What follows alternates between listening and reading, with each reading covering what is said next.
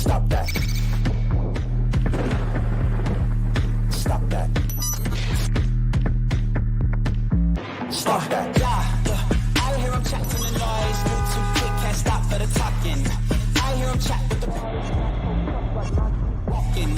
Just too sharp with the prize. White girls better tell me I'm awesome, yeah. Hot like fire on the pan. If you wanna touch my please use caution. Cold like 0 degrees. I'm out the cage, gotta let out the beast. Revolutionary, gotta let out the streets. Locked in a cage, I'ma let out the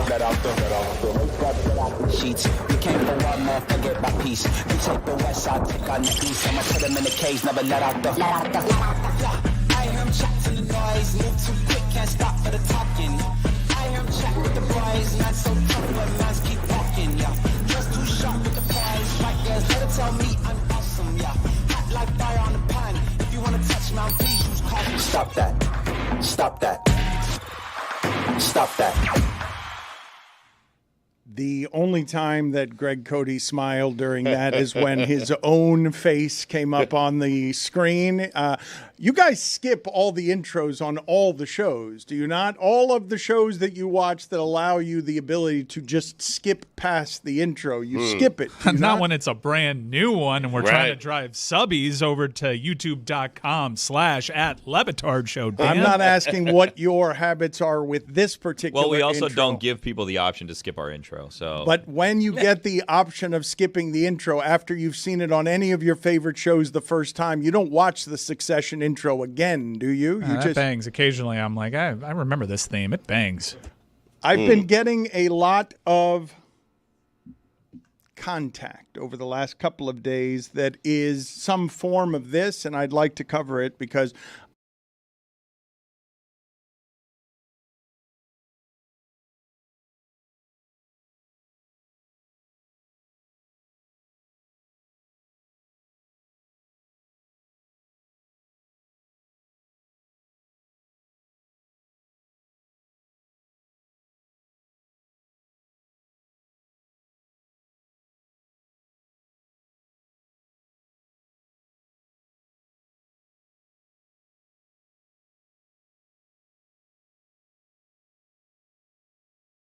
has to address how lit Chris Cote was at the game.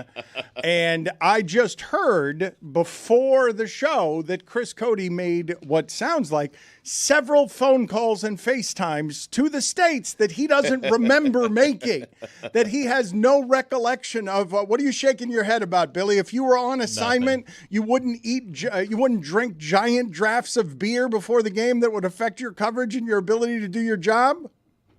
no, Chris and Juju killed it. I thought that's what, the fan experience. We were in the seats. I wasn't drinking in the press box. I think part of it is, like, what was the actual assignment? You know what I mean? Like, that's... Cover the Dolphins. Well... Be Chris in Germany and watch the Dolphins game. Yep. But was that the assignment? Was be Chris in Germany? What should I have done? I don't know. I don't know what the assignment was. One of those calls was made to me. He FaceTimed me and does not remember our entire that had conversation. to be Friday night because the only night I really got after it, quote unquote, was the first night. Yeah. I had a couple nights before the game, and I don't remember doing that, if I'm being honest. Did the size of the beers catch you off guard? Well, there was beers, bratwurst, tequila. They have tequila in Germany. You think that was only in Miami? And you shouldn't drink the tequila after the beer. Your father is a veteran beer drinker. I would say in my life, I know Beer before liquor, Dan. Never been sicker. How about that? It's a good line. Sorry. You were saying? It just was a little delayed. Let me tell you a story about what happened with Stugotz yesterday, just so that you see where he is on the delays of life. Put a bookmark there, though, because you were saying something. No, you were about to tell a story. I was going to you talk. were doing something. Something was happening. Welcome to my Tuesday experience where the liquor before beer in the clear. How about that? Red next to black, friend of Jack. That's if you see a snake. Tell him. So Stugotz yesterday, this is a thing that actually happened as the entitlement around here creeps to unprecedented proportions where Chris Cote thinks we sent him to Germany to drink beer. Did you send me there to ask a question in the press conference? Well, you were credentialed, so no, presumably. I'm asking you what I thought our show with like the personalities. You drink beer, yes. I go there. I One have in fun. Frankfurt. We document it. And the bar, so to speak, no pun intended, the bar is very low. The bar is just, can you exceed? When you make a phone call, you remember it. Well, that was an off hours. very- That wasn't like a content phone call. It was 1 a.m. his time. Yeah, I mean, Friendly yeah. call. I don't know why I would be calling Stugotz at 1 a.m. Germany. I don't know. Maybe I met a fan and they were like, "Hey, I love Stugotz." I don't remember. I asked Chris, "Are you okay?" And he said, "Yes, I'm fine because you're the one I would call if I was kidnapped." Like if I was kidnapped, hey Stugotz, I need help. Well, but if you're calling him, then that wouldn't reassure him. He'd think you were kidnapped. Right. They'd be terrible kidnappers if they let him FaceTime someone. Well, honestly, what would you do if Chris called you and was like, "I'm kidnapped"? You'd be the perfect person to call because you'd be like, "I got it, buddy," and then you'd forget about it. I think if you're in jail, I'm the perfect person to call. Well, no, I'm not. I'm never the perfect person to call. Dan is the guy to call. You got to call Dan. Yeah, you got to call Yeah, Dan. money bags. But I don't want to paint this picture incorrectly. I was the only drinking I did during like business hours was during the game. I was not like when we were. But that's no, a problem. No, but like Probably the most you're gonna important see part. a video. Covering the game, Chris. Look, guys, we went around 2 days before the game doing content. You're going to see that video, I think today, maybe tomorrow. Maybe, whatever. And maybe, I wasn't getting- maybe we'll see it today, tomorrow, whenever. Maybe. I've learned with the NBA All-Star Game and other things. Sometimes things just vanish and don't actually appear. It was honestly nice to be somewhere where content is expected and not need to, because usually I'm the one, it's like jazz hands, give Chris the microphone, he'll go, Juju's a bleeping star. So I got to sit back and like produce Juju because everyone flocks to him and the content is there. I go there thinking we need to make good content. I'm not sitting there saying it needs to be the Chris show. So I thought we did great stuff. Juju rocked it. But first, a little drinky poo. Well, you got to get one beer to like just get the edge off, right? You also- Right, it's yeah, hard you to do. go up to people, man, on the street style. If you want to like be outgoing, you got to have a beer just to get the edge off. You also are wearing a Dolphins jersey while you're credentialed, which is not. That's called party in the front, fan ready to go whenever you need it. That's not what it's called. Professionalism in the front. That's But what it was. professionalism's not wearing the Dolphins jersey ever. Yeah, but if you have your jacket zipped all the way up, Billy, and it's tucked in, they can't see the. There's also Dolphins different jersey. rules in Germany. Yeah. Right. Without any self-awareness and without a smile on his face. This actually happened with Stugotz yesterday. Billy, you will appreciate this. Didn't think we were coming back to this. As you have read, as you have reached the halfway point on God Bless Football, driving you totally insane. We had a call yesterday, Dan. Let me hear your story first, because things change minute to minute with this guy. No, go ahead. Let me hear about the call. I will not forget about my story, nor will I forget about how I generally felt when Stugotz said this to me. Again, not smiling, not laughing, just totally serious. Well, so we had a call where we're trying to plan out the week, and Stugotz has an obligation on Thursday, so that cuts out Thursday from our potential recording days for the show. Because God Bless Football, we tape throughout the week because it's impossible to get all the people we get on at 6 in the morning on Friday when we publish it. So we have to kind of, we go to Austin Eckler when Austin Eckler has time. So we go to these people throughout the week as they can. So we have a conversation like, we'll take it light this week. We'll have Golick, Sims, Eckler, and we're going to tape with Marcus Spears. So spoiler alert, Marcus Spears will join us. We're like, okay, it'll be an easier week. We'll do that, right? And then we hang up the phone, and 3 hours later, things have changed, and Spagnola's in play, and we're talking to Spags. some coach from some team. Yeah, Spags. And then it's like, hey, I'm going to reach out to Jimmy Johnson, see if you can get the boat captain on, and maybe we Yes. follow up with Nitro again this Right. week and the fantasy guy. And what we agreed to being a lighter week, which still isn't light because it's like 6 interviews, has now turned into potentially 13, and it's all, can you see if they can do tomorrow or the next day? And it's Right. like, well, no. They can't do tomorrow or the next day. We need to plan this out. Might have Kirby Smart. I mean, What? But, how but about we'll see. I mean, let's have this conversation. coin toss. We agreed that you can't do Thursday. When do you think that we're going to have time to do all of these things? That we said, let's just, if we only have 2 days, we're going to kind of. It's a fair point. Yeah. Line them up. I'm sorry. Put Right. all 13 guys or women in order. Yep. Do them one at a time. Thank you. On your clock. Yes. You throw out a bunch of requests. Saban, by the way, also might be in play. Just let you know, Billy, and maybe Lane Kiffin. But you throw out, I forgot Lane. Yeah, Lane is involved. You throw out a bunch of requests, and you get a couple. That's the game. It's a numbers game. Sure. You know, And you give them a specific time slot. Yeah. K Smart. Yep. You're between 5 p.m. and Bingo. 5:05. Yep. That's when you're here. You get it. Yeah. Yep. But Kirby Smart's not waiting around for us to say we have 5 minutes for you at this exact 5 minutes. Why not? Because This know who is he's Greg. dealing with? This I is mean- Greg Cote. Greg Cote does believe that the world lives to serve at his every whim. So too does Stugotz, which leads me to my story where this will be revealed. Before we get there, I need a favor. Jimmy Johnson. You have a great relationship with him. Billy can explain what happened. What do you mean, no? I'm not making a request for Jimmy Johnson I to need- join listen, you guys so this that is easy. No, not going to do it. I will. I'll do need it you for to you. get Captain Lee into the fishing tournament. That's it. Jimmy would love Captain Lee. In fact, I'm guessing Jimmy does love Captain Lee, and we need to get Captain Lee into Jimmy's fishing tournament. We do. he was 4-0-1, Dan. He if that was. helps. Yeah. How's Billy's big bet brought to you by? Oh, Billy's Bets Big Board brought to you by, still unsponsored, Feldman. I don't know what you're up to. But 10-2 the last 5 weeks. Incredible. I had jury duty in the middle, so 1 week we didn't make picks. But 10-2, yeah. Right. 7-1 the last 3 weeks, 3-0 yesterday. Man. I'm on fire. I'm only I think 14-9-1 because I started off very slowly. That Aaron Rodgers injury did not do me any favors.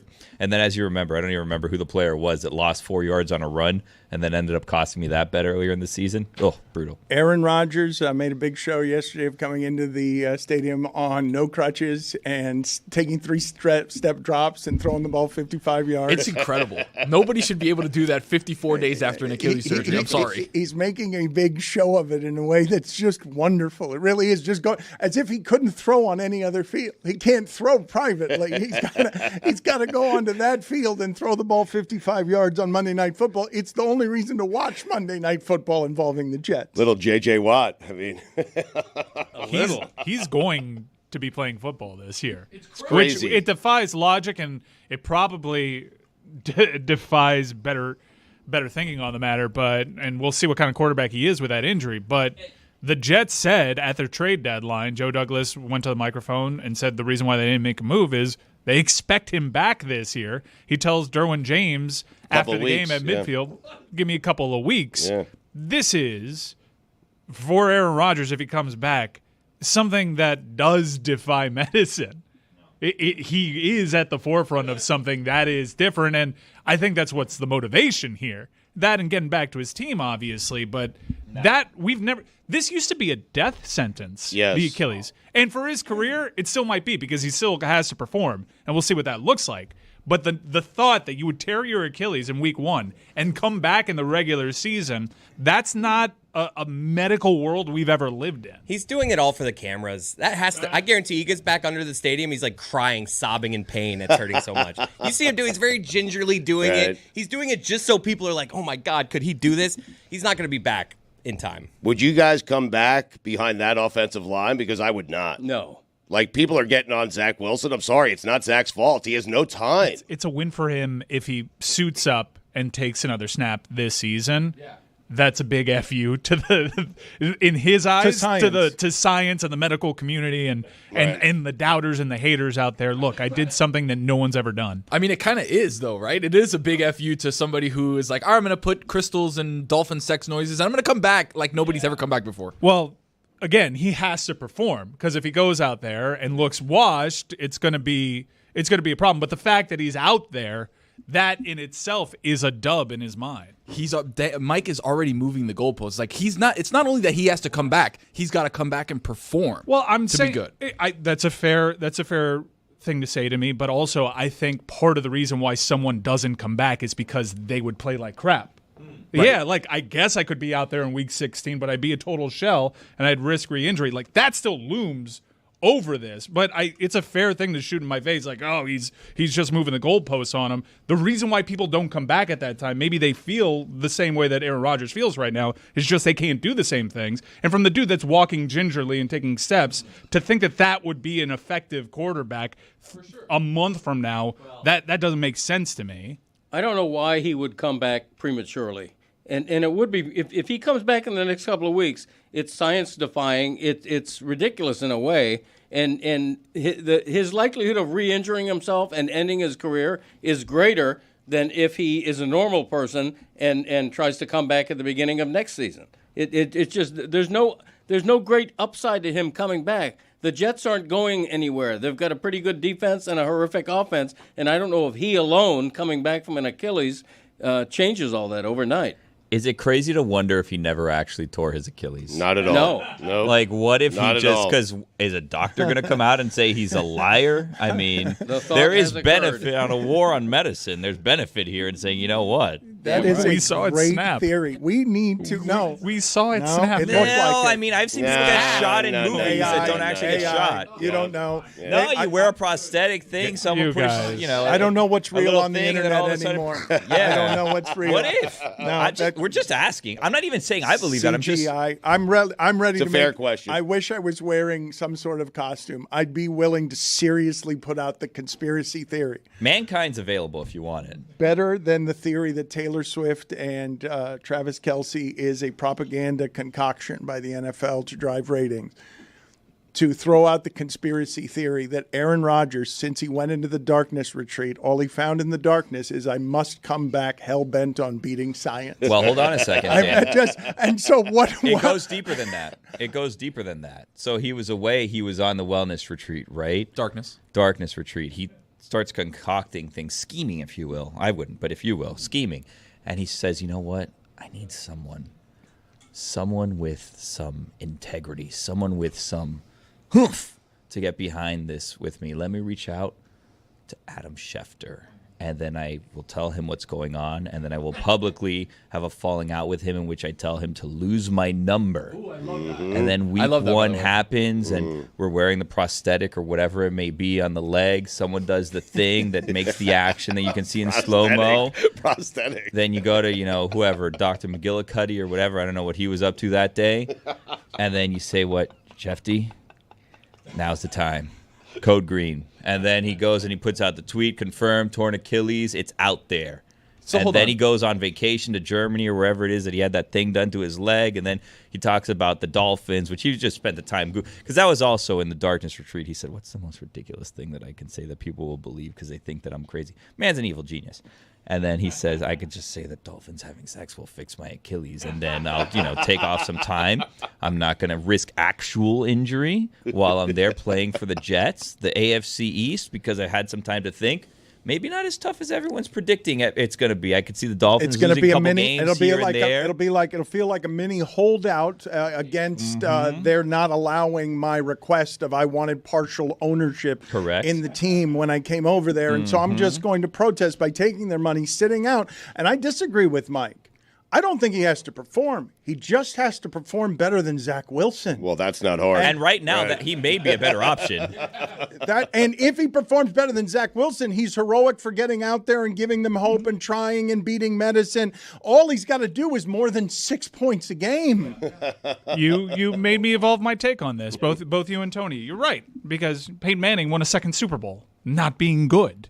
And it's a huge part of his legacy, and he'll always be reflected on kindly by Broncos fans. So, yeah, you're right, and that's not a high bar that he needs to clear. And he has lowered expectations to the lowest place that they possibly could have been after he started, because the season looked like it was ruined as soon as he faked that Achilles injury. Yeah. yeah. Allegedly. No doubt. Right.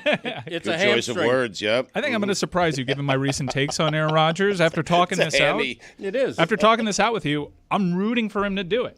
I'm rooting because it'd be pretty rad. It'd be Save comeback the day? yeah.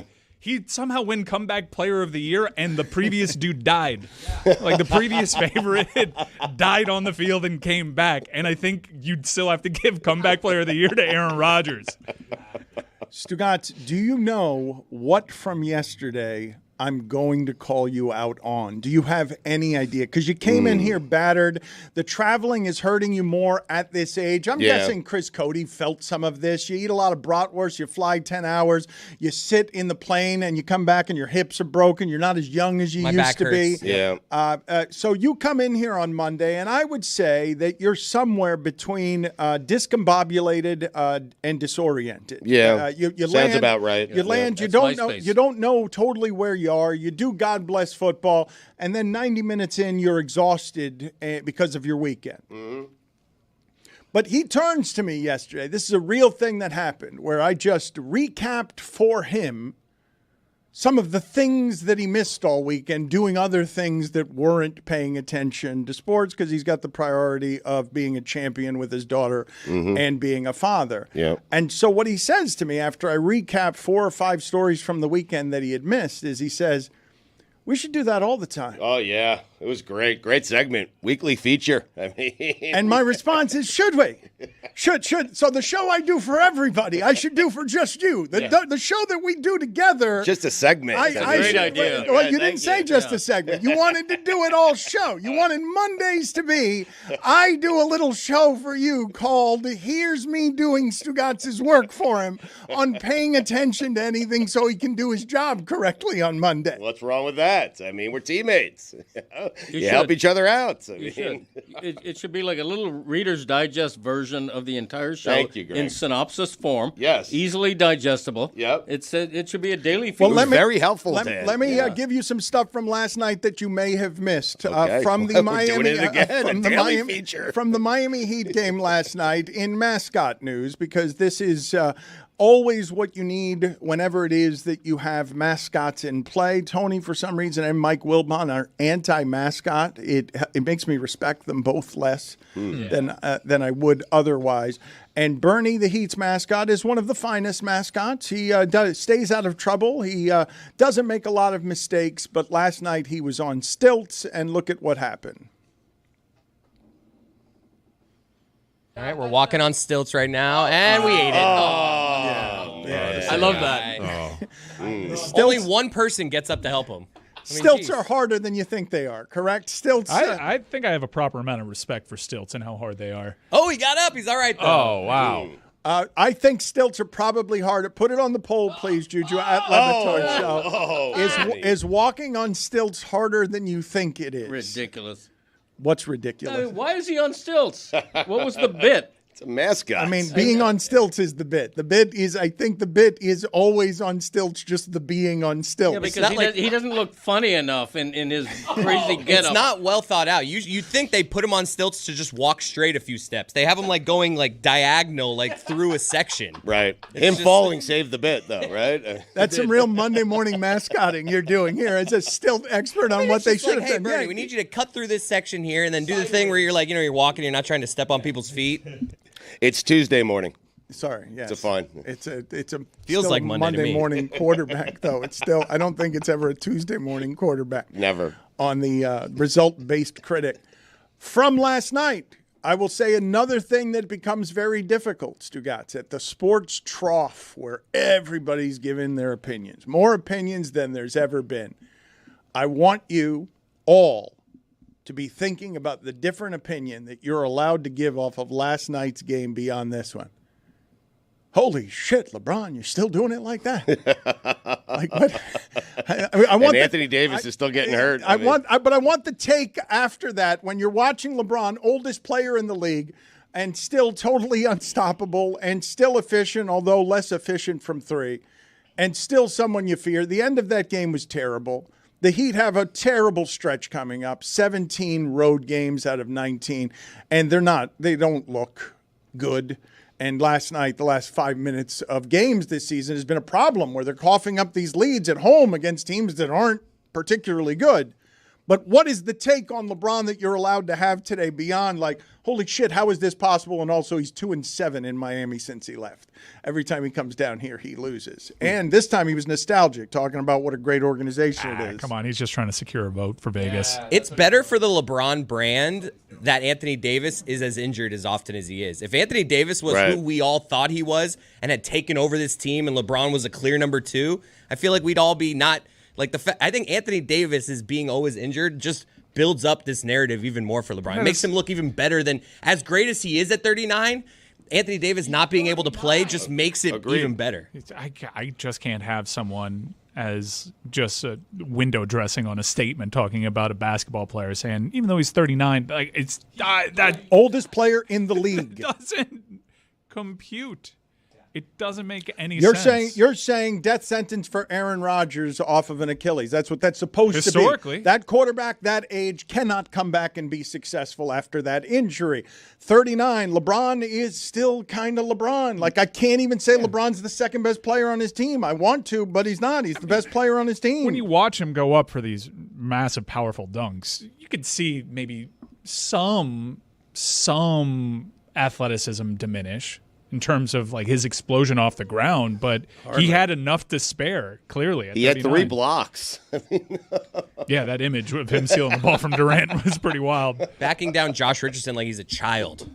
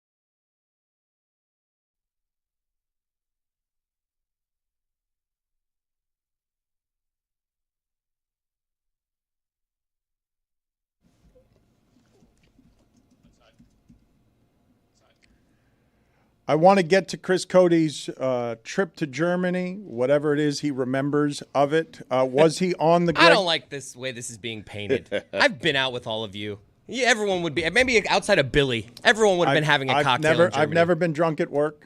When was I drunk? That's not true. Oh, no, that's not true. And we all remember Dunk Le Batard. And when was I drunk? Correct. At the Dolphins game as a fan? Yeah. That was not drunk.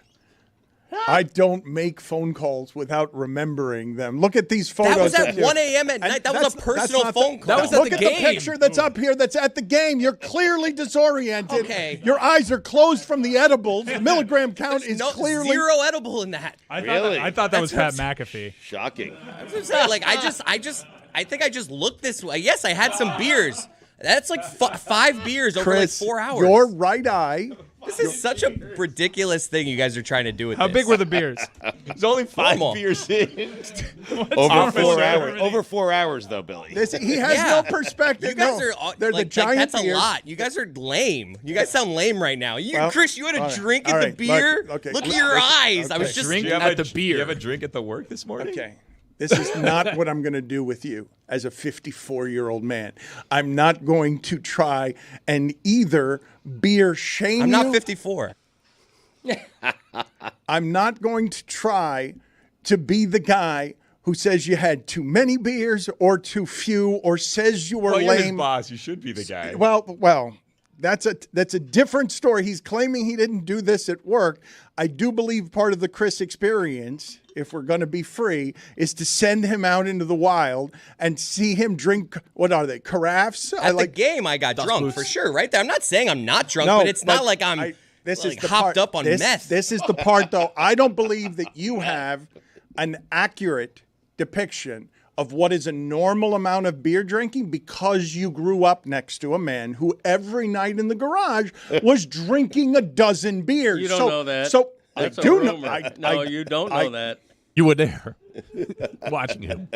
Greg, I do know that because of how often I was there, Okay, marveling at your bladder, Right. marveling at your stamina. Those were the old days. Marveling at how it is that you could do that and remain some semblance of fit. Right. That was in the rat era. Yeah. When I was so distraught by having rats in my garage that I did for a brief period of time overindulge. Understandable. Yeah. Chris, what I am saying, though, the place that I'm with Billy on this is not only are you saying casually, I just had 5 beers. What you're not saying is the size of those beers in that country. Normal sized. I mean, you want me to play it up here? I wasn't doing boots. They were just normal cups. I'm telling you, I wasn't that drunk here. I'm having fun. I'm trying to play it up for the camera. Right. They're doing 58 sing-alongs at this stadium, so I'm not going to sing along? That screenshot I think was on Sweet Caroline that I took. Great song. I mean, it's like you guys send me there, be Chris, and then I'm Chris, and you guys are like, can you believe Chris? He had a beer at the game. What a lunatic. So, Greg, you were depressed because you had rats, so you just drink every night instead of addressing the rats? Well, no, I addressed the rats, but what are you going to do? I'm not going to strangle it with my... I once saw a rat scurry right across the top of my garage door open. It was frightening to see. Right. And they were big Norwegian roof rats. I mean, they were just awful to look at. Thank God we're past that.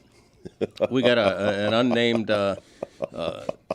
exterminator come and really take care of it for us. And, it was the entry point into the roof, into the garage that was the problem. And even now, whenever I go up in my attic, I bang on the door to make sure that if there are rats, they scurry and they're not waiting to fall on me. So we're good.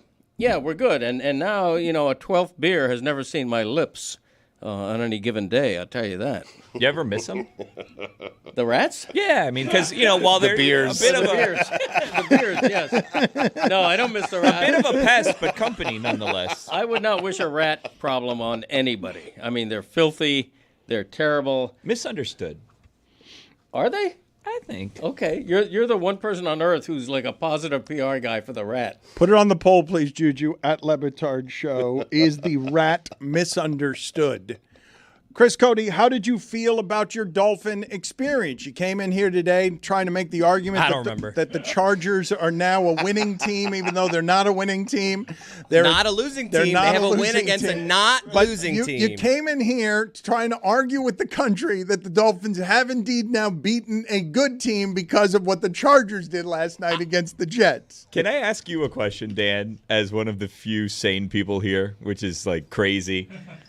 I feel like I was in Crazy Town this morning when everybody in the room was arguing that if the Chargers get over 500, the stat of the Dolphins haven't beat a team with a winning record no longer exists because they beat the Chargers. I feel like we're getting bogged down on the records here. I think the narrative is That's more... the whole stat. No, the narrative, though, is bigger than the stats. The narrative is the Dolphins can't beat good teams, is the narrative. Right. And I it's think accurate. The Chargers, if they win the rest of the argument made to you. Team, if right. the Chargers win out the rest of the season, that will be a win against a good team. But you don't revisit it and say that they've won against a team with a winning record. Billy. The record, you don't go back and retroactively say you're getting bogged down in the records. No, but Chris is right. Is this a good team? Yes, you do I don't that. know yet. You do that at the end of the regular season when you look back headed into the playoffs. What good teams have they beaten? If the Chargers are indeed over 500, then they've beaten a good team. I mean, does it count if it was the first game of the season? If I may, does it count? If I just may, because this is literally how records work. It's one of the dumber things I have seen conversationally. I will say to the audience something that seems obvious, which is beating good teams on the road in the NFL is difficult. They've played 3 of them, and it's Kansas City, and it's Philadelphia, and it's Buffalo. And the Chargers, we won. Those are those. They didn't have to go to Arrowhead. They won the one against the Chargers. They don't get credit for that because it was week 1, and because the Chargers until last night and it's Los Angeles. It was mostly Dolphin fans there, anyways.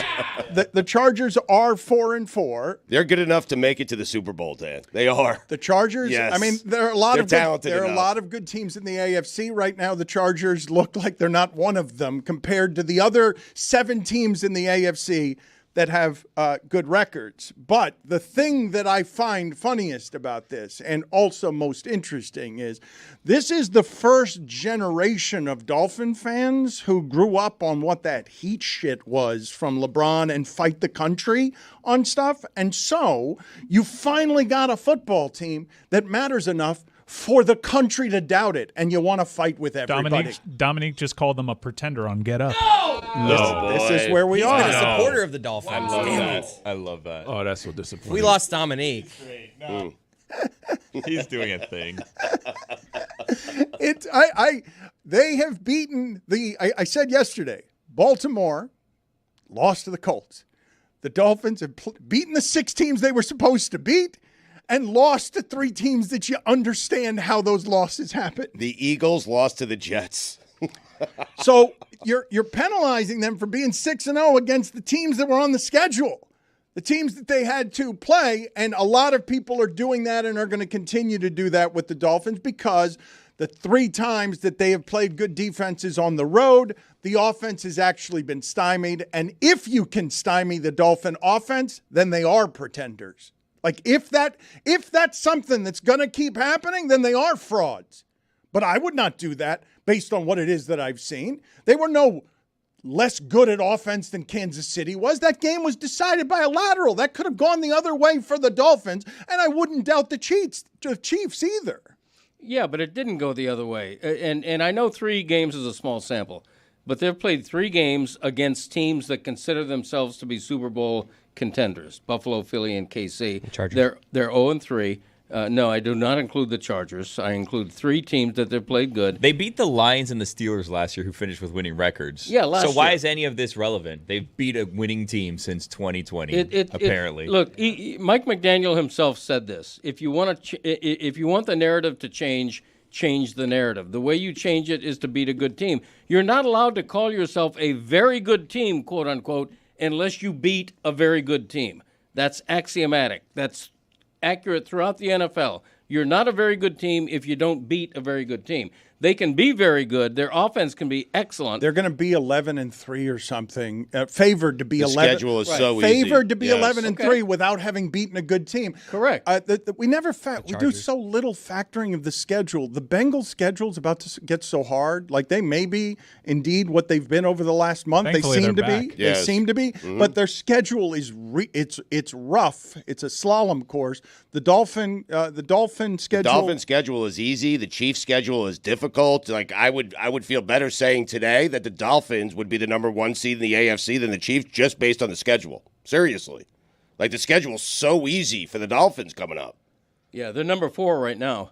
And don't forget Jacksonville, which is pretty good. Yep. Baltimore might be the best team in the conference right now. But, yeah, Miami, they're still a Super Bowl contender. Don't get me wrong. Did you have a homerism seizure? Did you have did it get shaky? Did your homerism get shaky this weekend? No, You have pivoted. You've pivoted to haven't beaten a good team. That's what I wrote in my column. I know. I'm just saying, though, you have been the guy. Okay, but here's that's a the thing. fact. Here's the thing. This is why I love the NFL, is because every game is so important. Every game has the power to change the narrative and how you're looking at this season.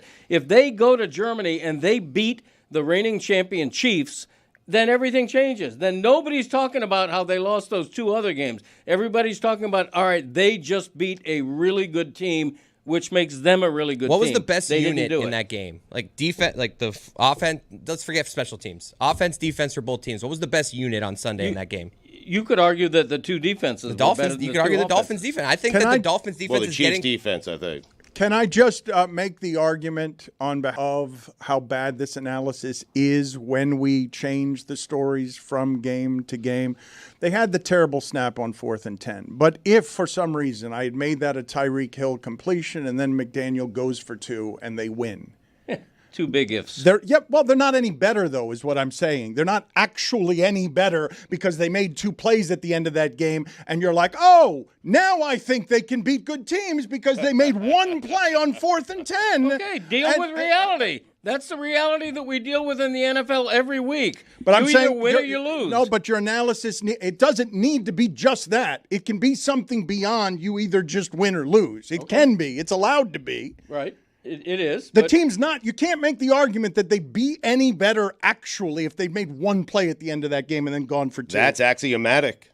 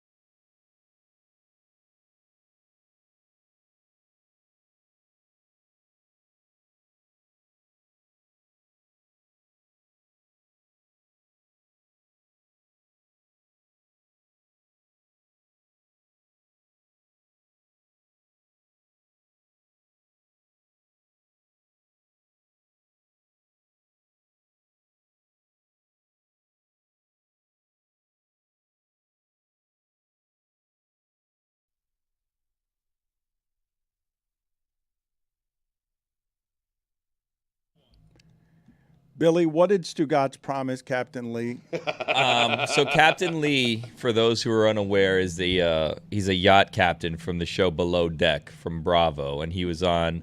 It was supposed to be Godless Football, but it turned into Stupidity because we went like 40 good minutes with him last week or the week before. Great guest. Yeah, he was a great guest. Yes. A little bit of a wild card, but he was a great guest. And Stugotz promised him, because we started talking, somehow it led to who are the most famous people that you've all, typical things. And then somehow we ended up talking about Jimmy Johnson. And Captain was like, I would love to meet Jimmy Johnson. He's always been a big sports fisher guy. Like, that seems exciting. Oh, he has this great fishing tournament every year. Like, it'd be so cool to be part of it. And Stugotz like, I can get you in, buddy. One call and I'll do it. Yeah. I'm going to call him right now after this. Don't worry. I'm going to call him. I'm going to get you in on this. I'm just terrified to make the call. But so he promised Captain Lee, who's like, a lovely man, but he's in his, later stages, 70, 80 years old. You're about to claim that he deceived an old man, that Stugotz has now descended into deceiving the elderly? He made him things got chummy. We were told, this is one of my favorite podcasts I've ever been on. So then Stugotz then starts overpromising him things, saying, I'm going to get you in that fishing tournament. And then I looked it up. I'm like, Stugotz, it's in like December. Like, if you actually want to make this happen, you could. They're probably sending out the invites now. If not, they're finalizing who's going to be participating. We got to move, Dan. Yeah, you got to do it. And he's like, don't worry, buddy. I got this. And then, this is 2 weeks ago, and I'm like, so did you ever call Jimmy Johnson? Are we going to tell this guy that you got him into the tournament? Like, what's going on? He's like, I got to ask Dan to talk to him for me. Okay, by the way, I don't think Jimmy Johnson at age 80 is going to be too worried about talking to a captain who's in his 70s. I think that's going to be fine with Jimmy. He loves talking to people younger than him. Well, no, I think that they would get along. I think they would get along. I think it's more like you're promising someone something that they're getting excited for potentially happening that's not. Greg seems willing to reach out to Jimmy on our behalf. Is that? Oh, thank you, Greg. Of course. That's amazing. Yeah, Jimmy and I are tight. I mean, come on. I've never been invited into his back room. He always meets me at the You're a big chill guy. restaurant, but I'm a big chill guy, right? Right. How do you define tight? You and Jimmy are tight. Oh, I guess we're not, because I've never stayed in his cottage in the back. But could you? Are you now doing what Stugotz does? Are you Captain Leeing Stugotz by saying you're going to do something that you're not actually going to do? Right. He's requesting a favor I will not do. I am not requesting. You should meet Captain Lee, Dan. You'd love him.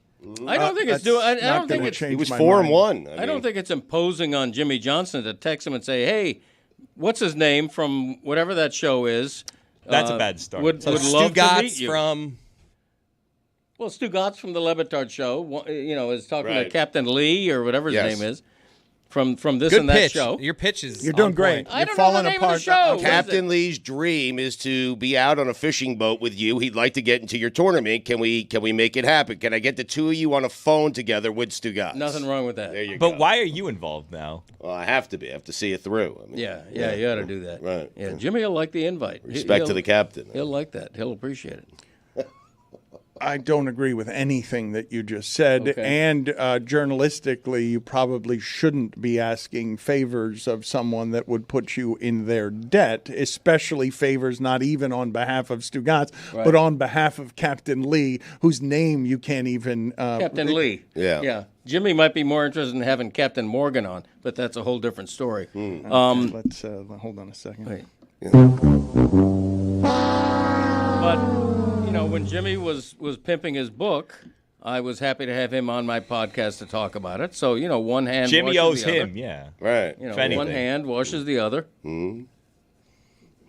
For those of you not watching on YouTube, he was just pantomiming at the height of entertainment, the washing of the hands. Wringing my hands in soap. Lava soap. He is in rare form right now, Yes, he is. as we just basically on Tuesdays broadcast Old Man Delirium.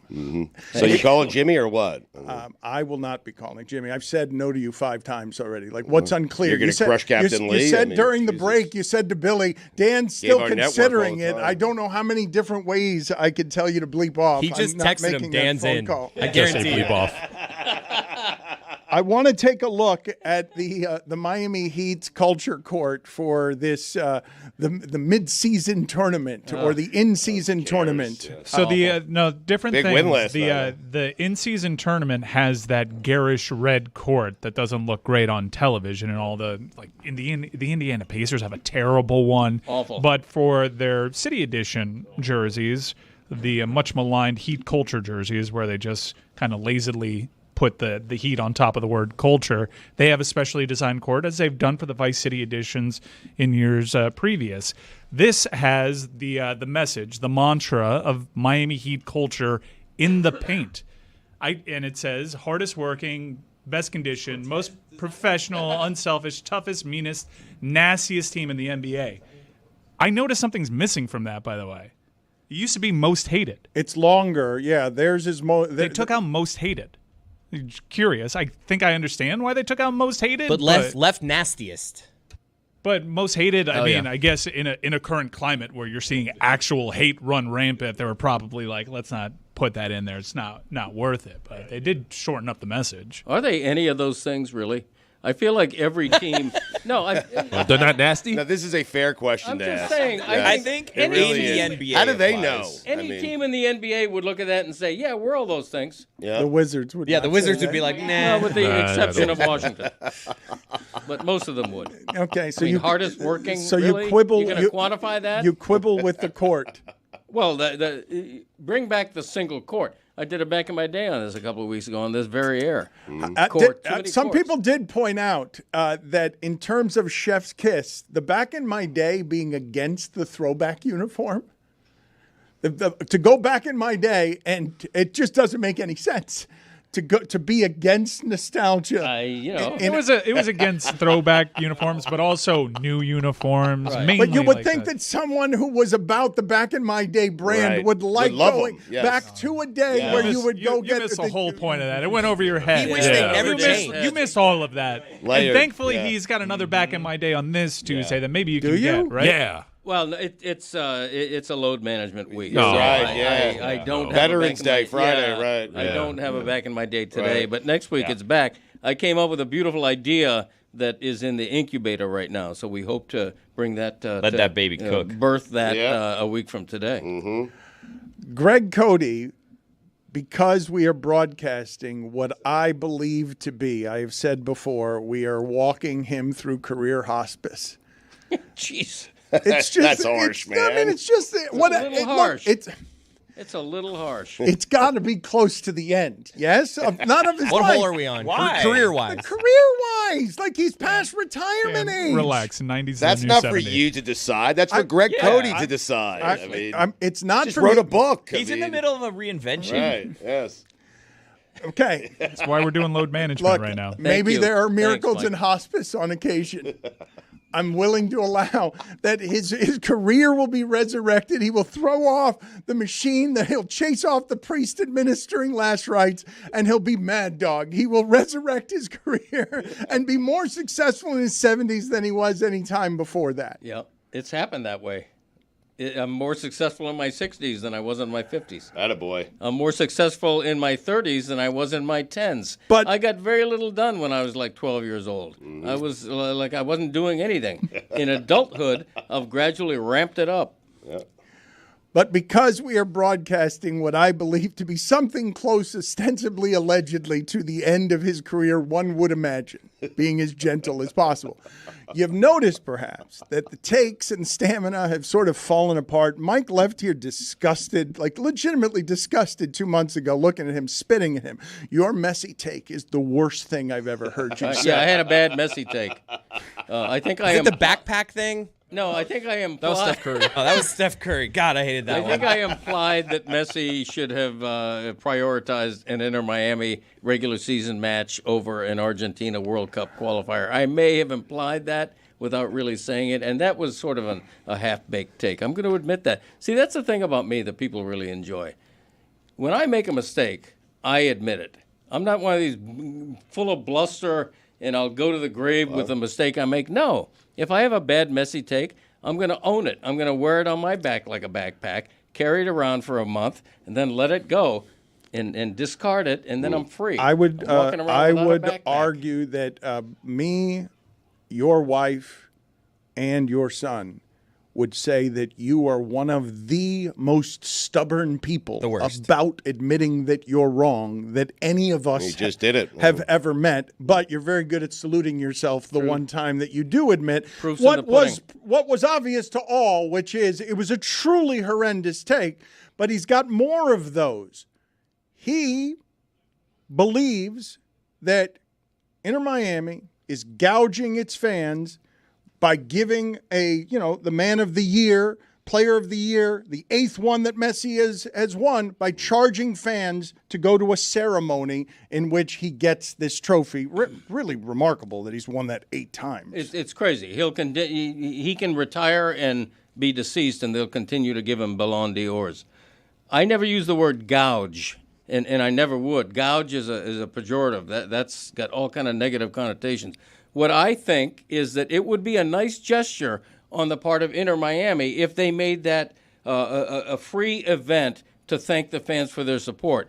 The same fans who are going to be gouged for a ticket increase next year. You just said you wouldn't use that word. You wouldn't use that word. I would use So it. great. I would use it in terms of their price hike plan for next season. I agree with you, by the way. I think it would have been a nice gesture if they had a free night to celebrate Messi with an exhibition game against NYC. But they didn't, and they have every right to charge money for that evening. I'm saying it would have been a nice gesture if they let the fans in. The marketing on it is pretty smart. It's not just this extra friendly that's trying to collect dollars. Right. The reason this whole thing came about was Inter Miami was supposed to be presently on a tour in China. Yeah. And a couple of days before, they were set to play 2 friendlies over in China. The promoter canceled the tour on them, citing unforeseen circumstances in China. So Inter Miami got with another team that missed the playoffs and decided we'll have a friendly. Since that decision was made, Messi goes to win his 8th Ballon d'Or, and it becomes Noche d'Or. A wonderful celebration of Leo Messi. Come watch the final game of the season, even though this is a totally made-up friendly with no real stakes, and it's just for a lot of money. And, they did the big thing. And the best player in the world, you can say that and not be wrong. And it's not a matter of opinion. It's a matter of fact because he won the award to prove it, is playing for Inter Miami. And it's justified in their eyes, all these price hikes, which turned me off to the product. I will still support the club, but I canceled my season tickets. I can't. I'm not going back. It has the most expensive soccer ticket on the planet. It doesn't make any sense. They're making it like impossible to make money now.